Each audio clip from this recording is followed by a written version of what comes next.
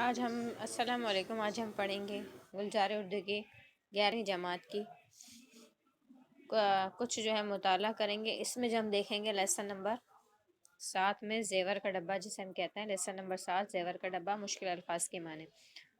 یہ کچھ ہم آپ کو دے دیتے ہیں اسکرین شاٹ کے لیے کچھ پیجز، اگر آپ اس کو اسکرین شاٹ لینا چاہیں تو لے لیں اور اس کو آپ پڑھ سکتے ہیں، اور یہی ہم جو ہے آج ڈیٹیل میں اس کا تذکرہ کریں گے۔ جو پہلا لفظ ہمارا آپ دیکھتے ہیں کیا ہے، پہلا لفظ اڑا لے جانا، یعنی کہ غائب کرنا یا چرا لے جانا۔ امنگ یعنی جوش، یعنی کامیابی کی خوشی۔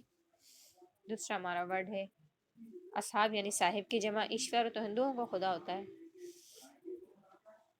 اور اب دیکھتے ہیں ہمارا اقبال کرنا، یعنی کہ قبول کرنا، تسلیم کرنا۔ آراستہ یعنی سجایا ہوا۔ آزردہ یعنی خفا ہونا، آنکھیں نہیں ٹھہرتی یعنی کہ نظر ایک جگہ پر نہیں ٹھہرتی۔ بساتی یعنی گھر کا سامان باہر نکال کے بیچنے والا۔ بنیا یعنی کہ پرچون کی تجارت کرنے والا۔ بھگوان ہندوؤں کا خدا، پانی پھیر دینا یعنی ضائع کر دینا۔ پنڈتوں یعنی کہ ان کا ہندوؤں کا بڑا پھیری یعنی چکر دینا۔ پیشتر یعنی کہ پہلے۔ دبے پاؤں یعنی چپکے چپکے۔ دھرے رہ جانا یعنی کہ پڑے رہ جانا۔ شیر یعنی کہ میٹھا۔ سیندھ یعنی دیوار میں چوری کے لیے سوراخ کرنا۔ ضمانت یعنی ذمہ داری۔ ضمیر اچھائی برائی میں فرق کرنے کی صلاحیت۔ ترال یعنی تیز سے زبان چلانے والا۔ تشری یعنی چھوٹی پلیٹ۔ رکابی بھی کہتے ہیں۔ غیبی یعنی چھپا ہوا۔